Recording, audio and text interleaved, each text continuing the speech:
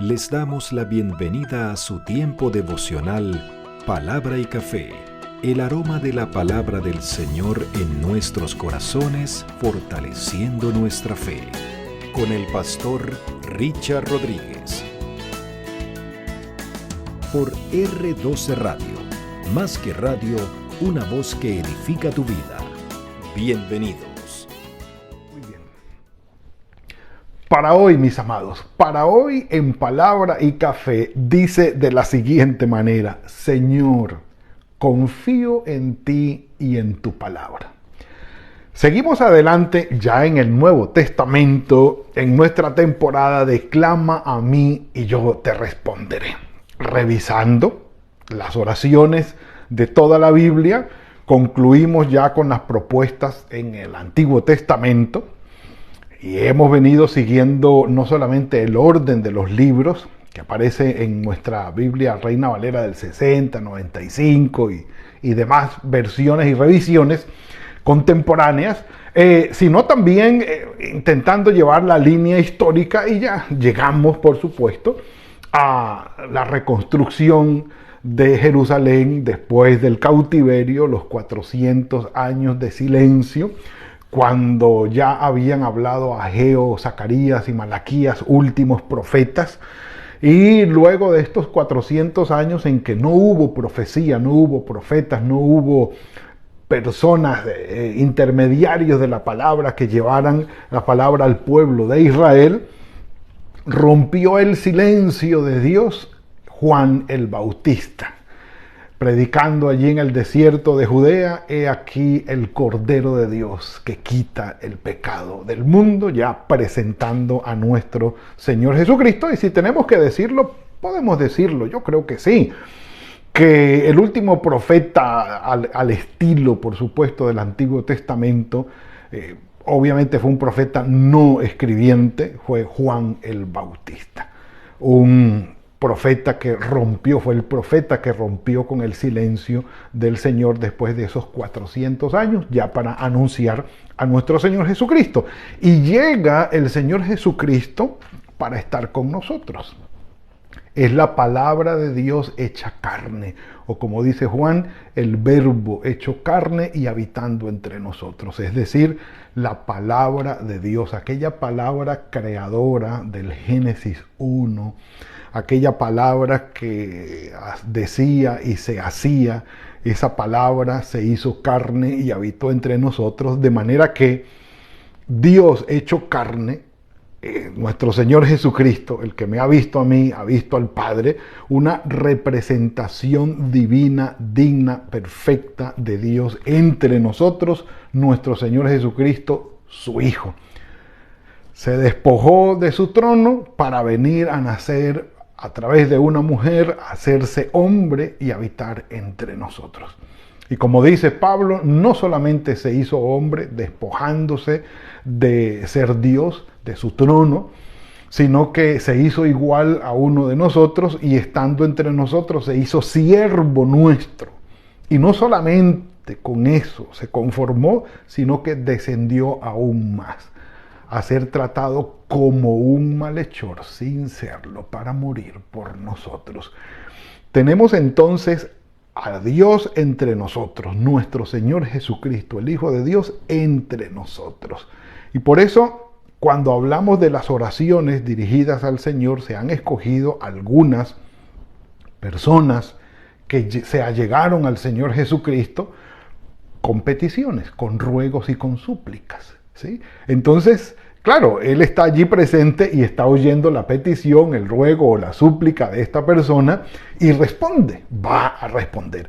Así que se escogieron algunas de ellas y la de hoy está en Mateo capítulo 8, porque el Señor a un corazón contrito y humillado no lo va a despreciar, siempre va a escuchar su oración.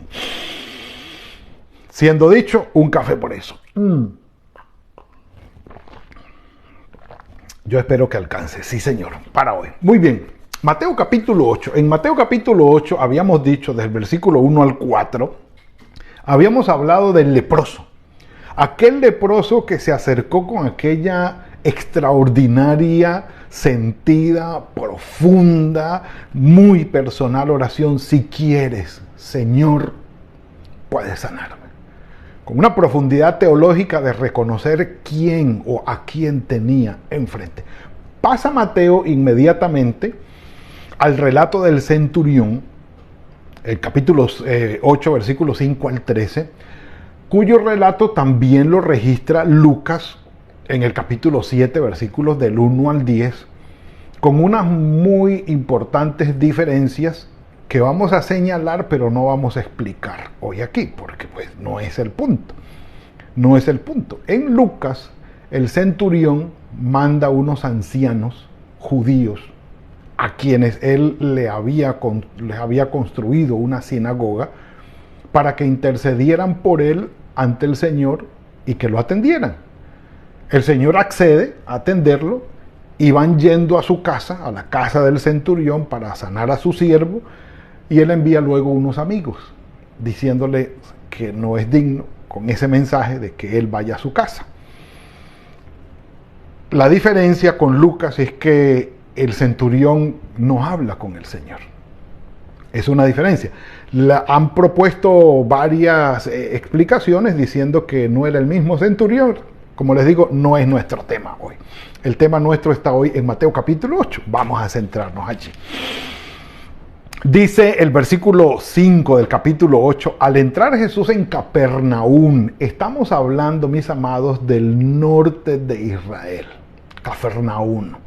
Estamos hablando del lugar donde habitaron las 10 tribus del norte. ¿Se acuerdan que tanto dijimos que el país se dividió en dos después de Salomón? En el norte quedaron 10 tribus y en el sur quedaron 2. Bueno, que el norte se llamó Israel, que el sur se llamó Judá, que Asiria dispersó las 10 tribus del norte y acabó con Samaria, y acabó con la vida política de Israel. Bueno, allí en el norte queda el mar de Galilea, las orillas del mar de Galilea, queda Cafarnaúm o Capernaum, y estamos hablando de esa región aquí. Una región que quedó calificada como de los gentiles, es decir, como se mezclaron o fueron mezclados, obligados a mezclarse por el imperio asirio en aquella época. Si lo miramos serían unos 8 siglos antes. Digamos que creció una población en el norte de Israel mezclada, con una fe un poco diferente en su calidad y en su, ¿cómo se llama? En su explicación o en la manera de exponerla. Era diferente esa fe. Estaban los samaritanos que estaban mezclados y se odiaban entre los judíos y los samaritanos, y después de Samaria, un poco más al norte, ya estaba el mar de Galilea, y estaba Capernaum, estaba Nazaret, y estaban todas estas regiones. Allí arriba estaba Jesús, en ese norte. Dice, al entrar Jesús en Capernaum, se le acercó un centurión. Entonces, pongámonos en perspectiva. El imperio ocupante, dominante, hostil e impositivo que estaba gobernando en ese momento, Roma. De ningún otro, bueno, aún de los griegos, pero de los griegos no se habla con tanta insistencia, aunque hicieron desastres los griegos en Israel, especialmente en Judá, en Jerusalén. Se habla más de una presencia activa, impositiva y dominante, pero más bien pasivo-dominante, y hablo de pasivo-dominante porque no estaban allí haciendo la guerra, sino aquí estamos nosotros, somos los que dominamos y ustedes tienen que hacernos caso. Porque una de las propuestas era la pax romana, es decir, la paz romana. Dominamos, estamos presentes, pero no estamos peleando con la gente. Y cualquier rebelión la aplacamos y todo para que todo el mundo esté en paz y tranquilo y sean dominados por nosotros, pero no se levanten en ninguna rebelión ni en ninguna sedición. Por eso la crucifixión. en público, para que todo el mundo viera lo que le pasaba a alguien que fuera en contra del imperio y se aplacara en los ánimos, se aplacara en los ánimos. Entonces, este centurión, que muy probablemente era el jefe del cuartel, por así decirlo, o sí, del regimiento romano que gobernaba allí la región, muy probablemente era el gran jefe, se acerca a él. Y miren aquí el impacto de la escena. El imperio dominante, uno de los personajes más, por así decirlo, violentos, guerreros, experimentados, una figura bélica al 100%, era el centurión romano. O sea, el general del ejército, el 5 estrellas, el personaje, el más de todos allí. Si alguien tenía autoridad y dominio por tener en su mano lo que fuera cualquier decisión bélica militar, era el centurión. Mejor dicho, la tranquilidad del representante del César que gobernaba allí, llámese Herodes, Pilatos o como quieran, dependía del ejército romano y en sí del centurión. ¿Sí? Si alguien tenía tenía la posibilidad de estar orgulloso y de ser bastante prepotente e imponente por su presencia y su rango, era el centurión. No se le arrodillaba ante nadie, no le pedía un favor a nadie, no le debía pleitesía a nadie, excepto al gobernador. Y se le acerca a Jesús. Dice aquí, al entrar Jesús, se le acercó un centurión que le rogaba. Oh, esa escena es digna de un cafecito. Oh, un cafecito por eso. Un centurión rogándole a un judío, háganme el favor. Háganme el favor. Un centurión romano rogándole al judío. O sea, mejor dicho, los pájaros tirándoles a las escopetas. Todo esto estaba, como dicen, patas arribiados. Eso no era lo lógico. Pero se le acercó. ¿Qué había pasado en el corazón del centurión? Pues, sencillamente y profundamente, lo mismo que pasó en aquel publicano llamado Zaqueo. Lo mismo que pasó en aquel publicano llamado Mateo. Lo mismo que pasó en aquel fariseo llamado Nicodemo, que fueron transformados por la presencia, el mensaje y el poder de nuestro Señor Jesucristo. Delante de Él y por Él y para Él se dan las más extraordinarias transformaciones de seres impensables con los corazones más duros y difíciles que jamás esperamos sean convertidos.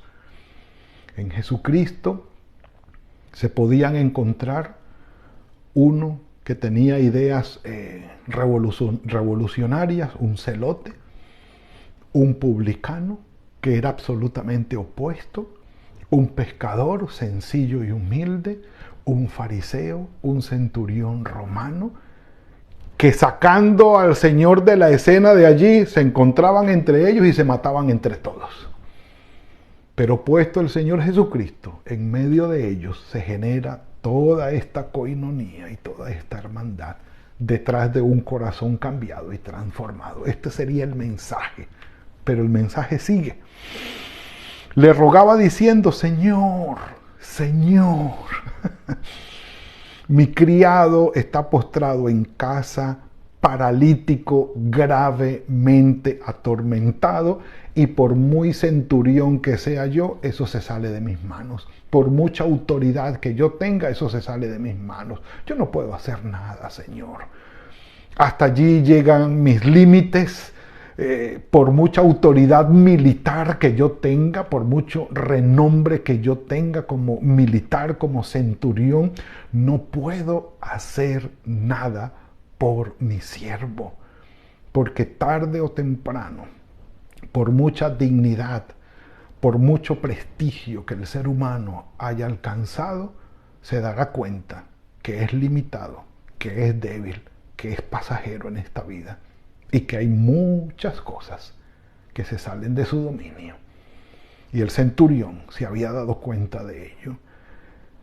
Además se muestra ¿cómo se llama? El amor, la bondad de este hombre, que se preocupaba por su criado.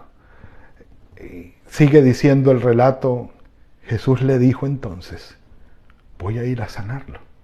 Y él le dice, no, Señor, no. Y muestra su corazón. Ya lo había mostrado.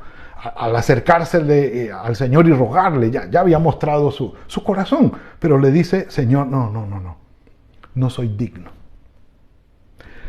Y al hablar de la dignidad que no poseía, estaba hablando de la dignidad que el Señor sí poseía, de su santidad, de su autoridad espiritual, de quién era Él.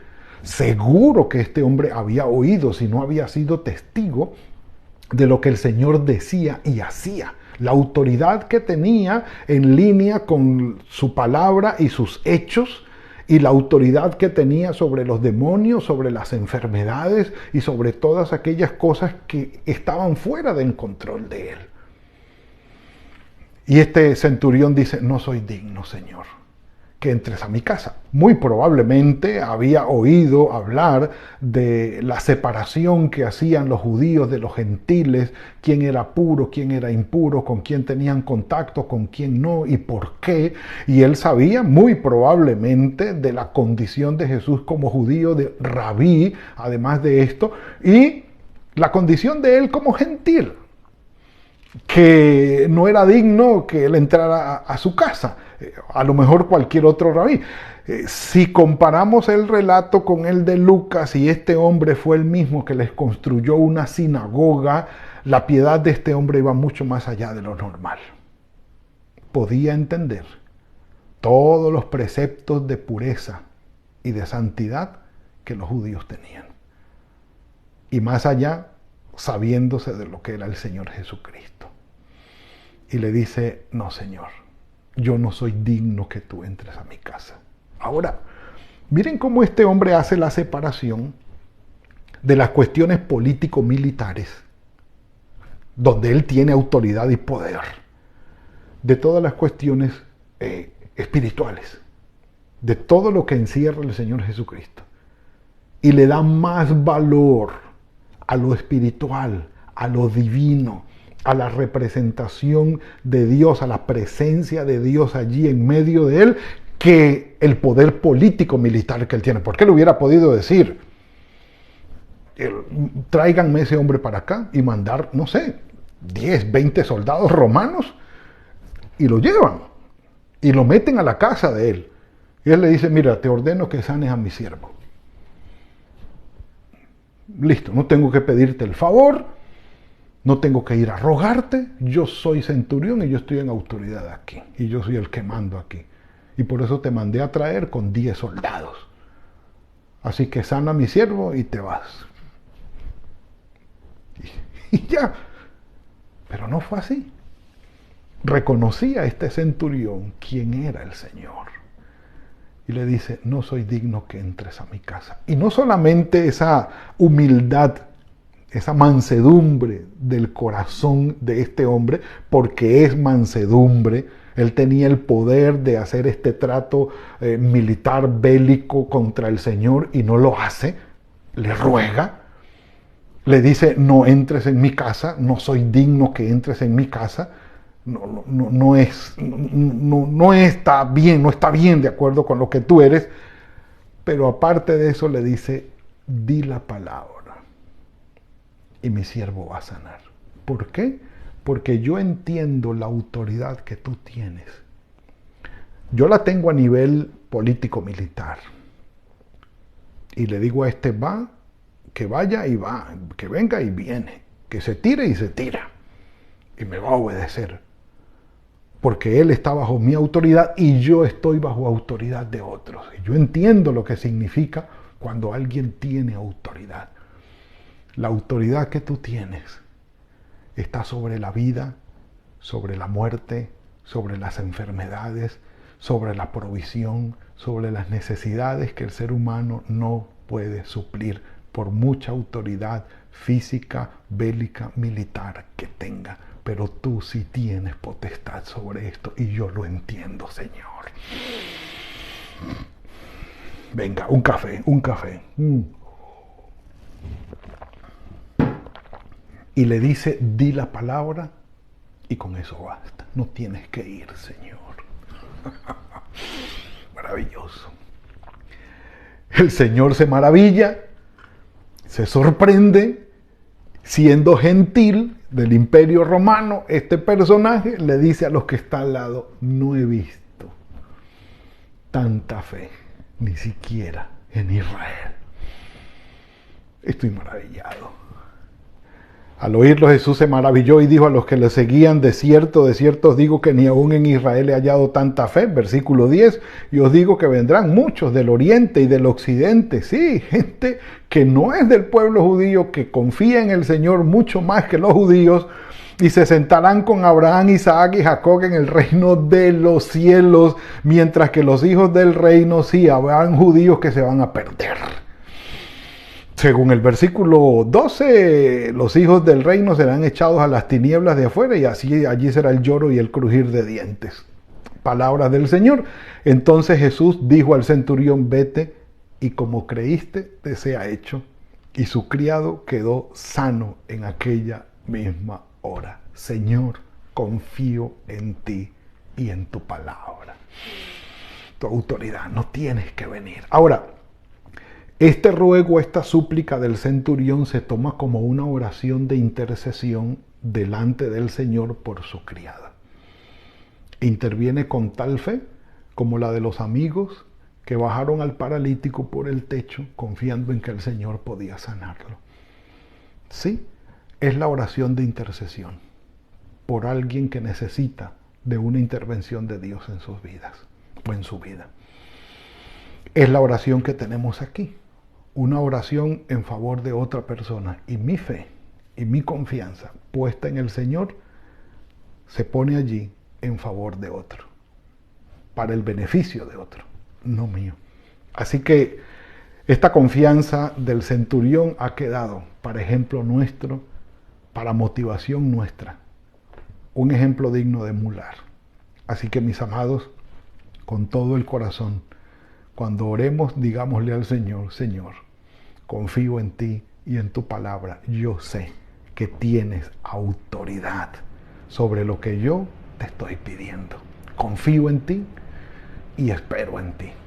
Padre nuestro, gracias por esto que nos has entregado hoy.